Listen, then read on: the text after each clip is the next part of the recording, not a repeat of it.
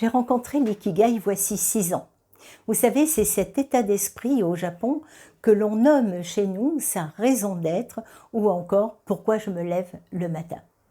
En Occident, nous avons l'habitude de représenter l'ikigai par 4 cercles qui s'entrecroisent.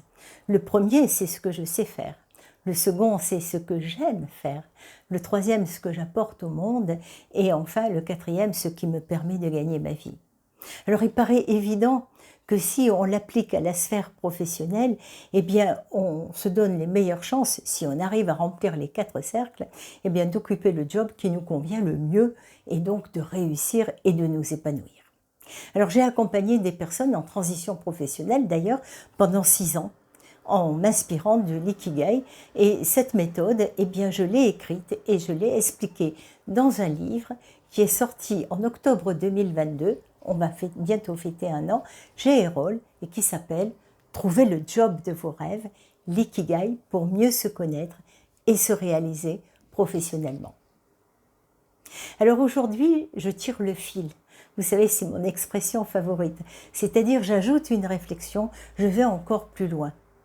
Et je me dis que quelqu'un qui a trouvé son ikigai professionnel, eh bien, c'est quelqu'un qui se sent à sa place. Et voyez, à l'heure où la quête de sens traverse notre société, et en particulier le monde du travail, se trouver à sa place, est-ce que ce n'est pas ça, avoir du sens dans son travail? Et je vais vous dire pourquoi. Premièrement, parce que si on a les compétences, on se sent utile aux autres, à son employeur, à ses clients, à ses collègues. Deuxièmement, ces compétences-là nous permettent de faire un travail de qualité et alors d'être fier de ce que l'on fait. Et cela nourrit l'estime de soi, on est aligné avec qui l'on est et on est cohérent avec qui l'on est.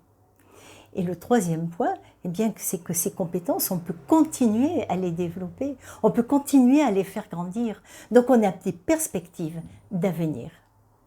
Bien, voyez, je me dis que ces 3 ingrédients, l'utilité, la cohérence et l'avenir, eh bien, ça pourrait bien constituer les 3 piliers de base du sens au travail. Qu'est-ce que vous en pensez ?